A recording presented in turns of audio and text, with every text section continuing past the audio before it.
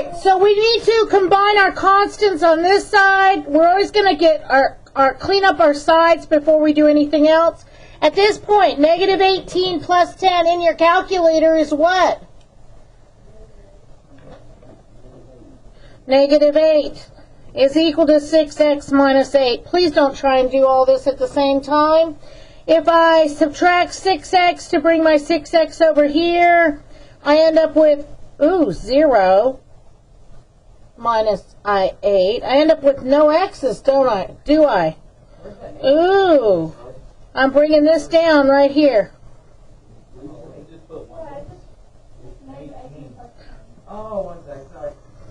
Negative 18 plus 10 gave me negative 8.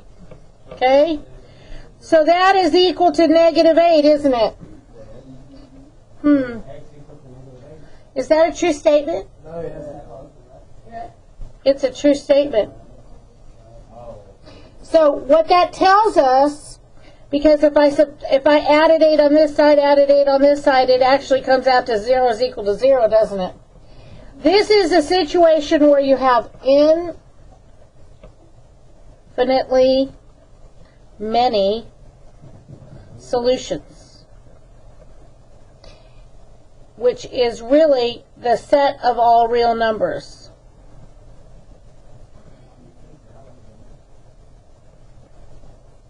Okay? And sometimes they give you the answer as the set of all real numbers. Sometimes it says infinitely many solutions. So you need to be able to be able to use those terms interchangeably.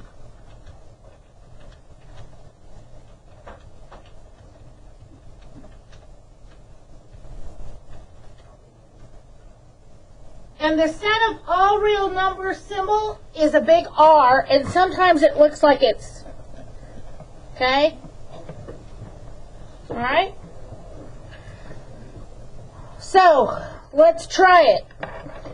6 times 3, 18. 3 times negative 4 is subtract 12x is equal to negative 12x plus 18. Does anybody have any questions where I got my numbers from? No? Are we okay? Too fast? All right, let's add 12x to both sides. What happens? They cancel out, don't they? I end up with 18 is equal to 18. What is that? It's a true statement, which means that there are infinitely many solutions, or it is the set of all real numbers. Everybody good? Okay. Example 2. Remember this whole topic is special cases. Okay? 8 times 4 is 32. 8 times negative 2 is subtract 16x or negative 16x. 4 times 3 is 12. 4 times negative 5 is subtract 20x plus 4x. Clean up your sides. I still have 32 minus 16x. Can't do anything on that side. And then can't do anything with the 12, so I leave that alone. Subtract 20 plus 4 gives me subtract 16x, doesn't it? Wonder what's going to happen here. If I add 16x to both sides, that wipes that out. I end out with 32 is equal to 12. Ooh. Is that a true statement? I could even go as far as okay, minus 12 on both sides if I was kind of dumbfounded and didn't realize what I was doing, and I'd end up with 0 is not equal to 20. Okay? So this is not a true statement. It is false. Therefore, there is no solution. It is also known as the empty set, or the null set. All these terms are used, and that's why I am going over all of those terms. And sometimes the empty set is indicated where it has set notation and it has a 0 with a line through it. Okay? That means the empty set also. Okay? So this other one right next to it is going to end up being the same thing. And for time's sake, I'm not going to do it. Okay, I'm going to spend more time on our word problems and our things that get you guys down. Now, one thing I've noticed, people are still having problems with their negatives and their positives, keeping those straight. So make sure if you go over to do some kind of calculation, you're doing it with the negative sign. Okay? Because you don't want to miss that that needs to be part of your answer if it is part of your answer. So I put you a little system down here for you to know. The words no solution is a null set. One solution is what we're used to doing, where we find that x can only equal one answer. Or here is identity, that is the infinitely many solutions, or the set of all real numbers. All right, and these are your examples of each. Okay, the warm-up, which we did not do, is just what we have been doing all along, where you get x equals a number. All right, everybody good? Okay, so now you realize you can have an algebraic equation that doesn't work. Okay, so let's go on. Or it can work for any number or whatever. All right, we're just going to play with this equation because I know they get you. And I bet you'd rather have me do number 1 than number 2. Yes? Yeah? Because number 1 would scare you more than number 2 would. Okay? So let's work this out. I'm going to do it by hand. Okay? You could do it with the calculator very easily. You could do 3/2 in parentheses plus 1/5 in parentheses, couldn't you? And hit math, and then hit enter, and then hit math, enter, enter. Why don't you try that and hold that on your calculator and see what you get, and see if you end up the same as me. I'm going to change them to tenths. And if I have 3x over 2, and I have x over 5, and I need to change them to tenths, it's pretty simple to do times 5. 5 times 3 is 15x. Over here, I get 5 times 2, so then I end up with 2x. So I'm just going to substitute those, change my equation to tenths, and I end up with 15x over 10 plus 2x over 10 is equal to 17. Okay? So since I have the same denominator, I now can combine those. I have 17x over 10 is equal to 17. How do I get rid of that 17 over 10? This has got to be the easiest thing to do now. Multiply by the inverse. 10 over 17. That was hard, wasn't it? It gets so simple now, where something before just scared you to death. All right, so then over here I got to do 10 over 17. Is that what you got, by the way? When you added them together, did you get 17 over 10? Okay, all right. So then I can cancel my 17, simplify before I multiply, and I end up with 10 over 1, don't I? You see how I ended up with that? If you wanted to put it in your calculator right now, put 17. If you want to know how to do it, parentheses, 10 divided by 17, parentheses, and hit enter. What do you get? 10. Okay?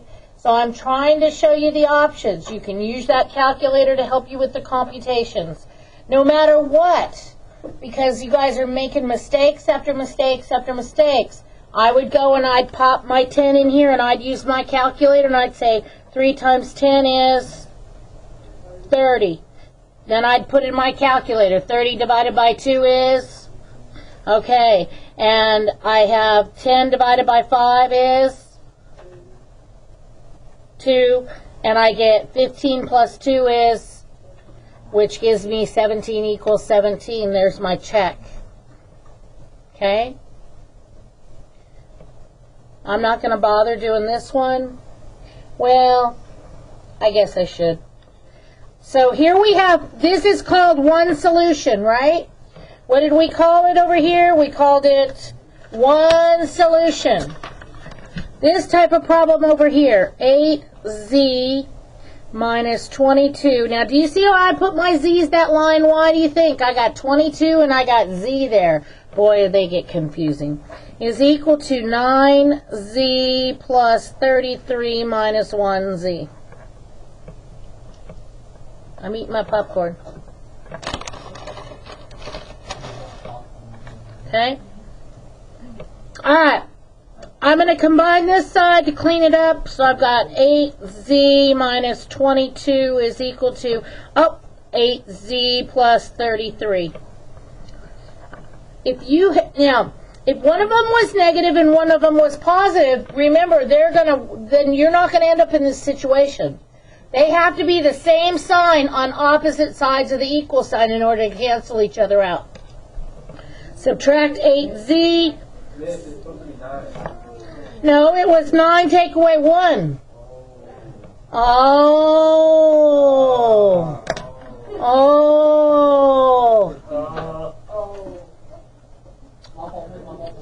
Hey, for one time right, you guys usually catch me making the mistake, okay? It's alright.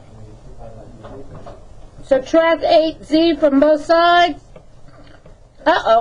Negative 22 does not equal 33, does it? So what kind of solution is this? That's right, or the empty set. Okay? No solution. I can name it. Okay? Alright, our favorite word problems. Lopez spent 1/3 of his vacation money for travel and 2/5 of his vacation money for lodging. So what are we basing everything on here? His money, right? His vacation money. So of his vacation money, there's your variable. Of his vacation money, there's your variable. Okay? So when we multiply, we do 1/3 for his vacation money. Oh, I need to finish reading. He spent $1,100 for travel and lodging. What is the total amount of money he spent on his vacation? So let X equal total money spent on vacation. Okay? So he spent 1/3 of his vacation money for travel. So that's where I get my 1/3 X. And that means add 2/5 of his vacation money for lodging. And the total is how much? $1,100. These will become easier and easier, people. And I'm writing on here and not on a separate piece of paper for your notes, because I want you to go back to your notes and look at what problem is like this one, because most of the time the practice is very similar to what you got in notes. Okay? So let's see here. I know you could do parentheses 1 divided by 3 parentheses plus parentheses 2 divided by 5 parentheses and hit enter and then hit math, enter, and you would get your answer. Okay, everybody's got that system down now, yes? Okay, I'm going to do it the old-fashioned way. 1/3 X, 2/5 X. That would give me, what do I have in common? 15. So I've got 3, 6, 3, 5. So I've got 5/15 X plus 6/15 X is equal to 1,100. Do you understand where I got those? Who said no?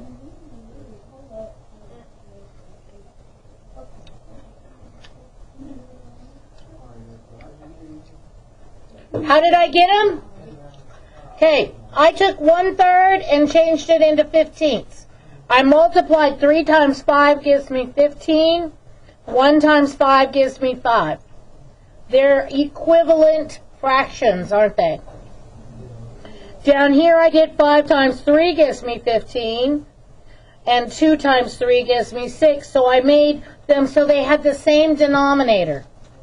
Because you can't add and subtract fractions unless they have the same denominator. That's when you started hating fractions and hating math, is when you learned that. Because you weren't good with your multiplication. So trying to change all those things, it just seemed like it was really hard. 5 plus 6 is what? 11/15 x is equal to 1100. Oh my goodness, how do I get rid of that 11/15? It's going to drive me nuts. See, but just think about it. 3 weeks ago, you would have been like, I don't know what to do. Help me. And now you know, 15 over 11. 15 over 11. Yeah, you do, but you know what to do with that, don't you? It changes it. Simplify before you multiply to 1x. Okay. Yes, you can do 1100. Parentheses. 15 divided by 11. I want you to do this. Parentheses. Put 1100. Just what you see. Parentheses. 15 divided by 11. Parentheses. Hit enter. Hit math. And enter, enter. What do you get?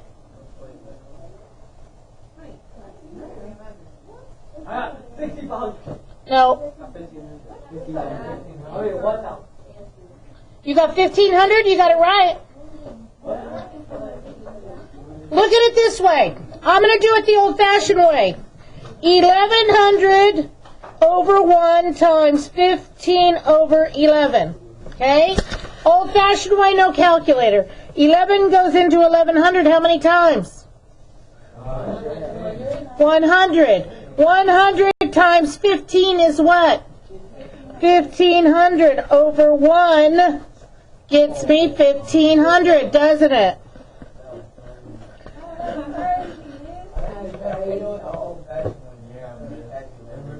But you've got to do your math correctly. So, you could do 1100 parentheses, 15 divided by 11 parentheses. What did you get when you did that? You got 1500 then. So if you get a whole number there, you stop. If you get a decimal, that's when you go back and hit math, enter, enter. Okay? All right? Never, ever, ever computate with a repeating decimal. All right, we got a few more to go. Oh, cabinet A is 5 inches taller than cabinet B. Cabinet C is 3 inches taller than cabinet B, whose height is X inches. Why am I on the wrong one?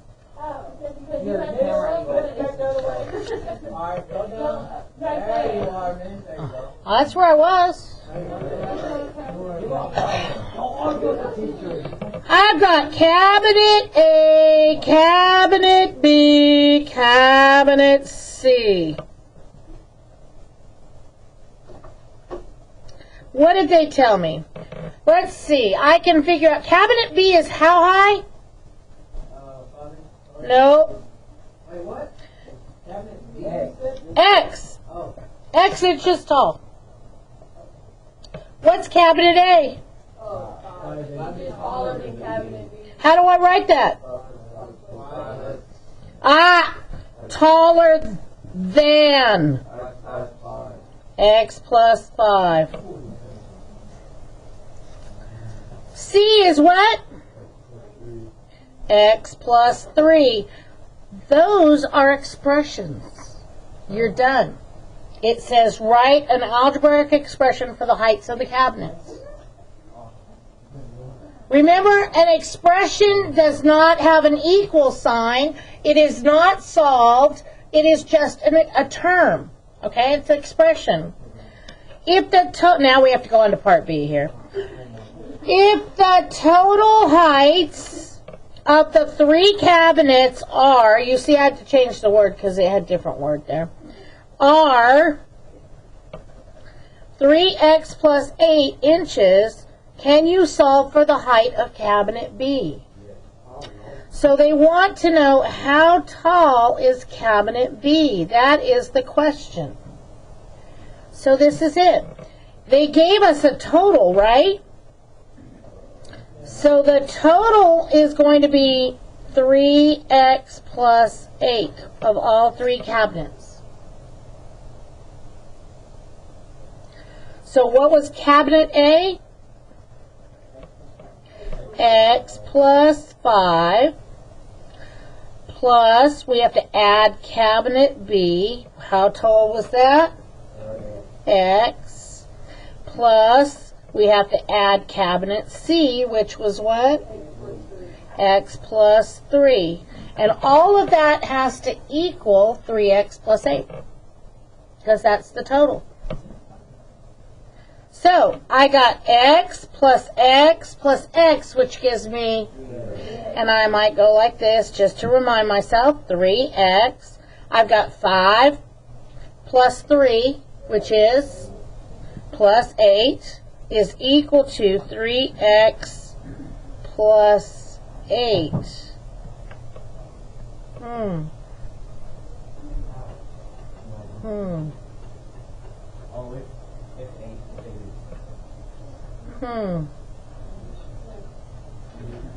Those two expressions are equal, aren't they? If I subtract 3x and subtract 3x, they cancel each other out, don't they? I get 8 is equal to 8. Well, I could have stopped up here, because if they're equal, then what does that mean? What did we learn on the front page that means?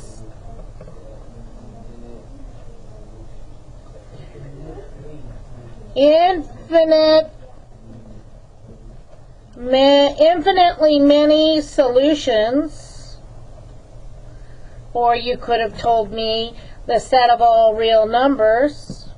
Okay, we cannot solve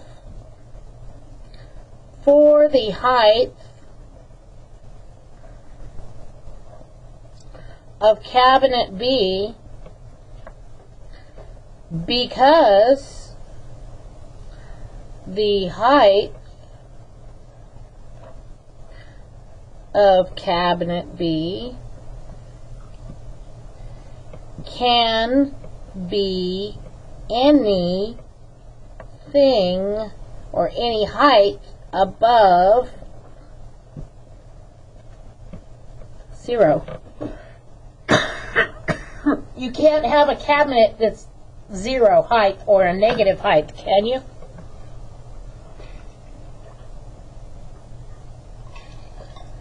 Can you? You wouldn't be able to put anything in it, right?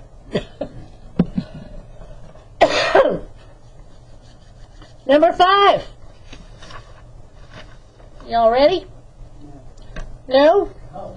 No. Make sure you're answering the questions that are being asked of you, okay? Suppose your club is selling candles to raise money. It costs $100 to rent a booth from which to sell the candles. If you had known 8th grade math by now, you would know that a rental fee or a one-time charge or a starting point is always your y-intercept. Okay? You need to remember that.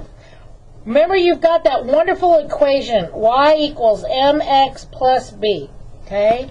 And that is your start, that b is your y-intercept, and that is a starting point, a membership fee, it is a bank account balance before you start adding something weekly. It is that is I like to call it the starting point. Okay. This is how much something is changing per whatever. Okay? So we know that rental fee is $100. So for us to just sell candles, we are going to have to first, come on. We're going to first have to pay a fee of $100 just to get in the booth. Okay? If the candle costs your club $1 each and are sold for $5 each, how many candles must be sold to equal your expenses? So let's talk about our expenses. What are our expenses? The rental fee, which is $100. What else do we have for expenses? Each candle, right? Each. What is that each word? That is your variable. Okay? That means yes. So let's each candle, right? Each candle is going to be your X. So $1 each for each candle. So those are expenses, $100 and $1 for each candle. How much are you going to sell them for? $5. So our we're going to sales will be $5 for what? What are they going to get for that $5? Each candle. Okay? And they want to know how many candles have to be sold for them to equal your expenses. You're not making a profit yet. Just to break even, how many candles do you have to sell? Okay? So, subtract 1x from this side and 1 from this side. 4x is equal to 100. Divide by 4, and you get x is equal to 25. So to break even, you have to sell 25 candles. After that, you're going to start making a profit. Oh, and we just froze, which is perfect, because that's awesome, because we're done. Just as we finished.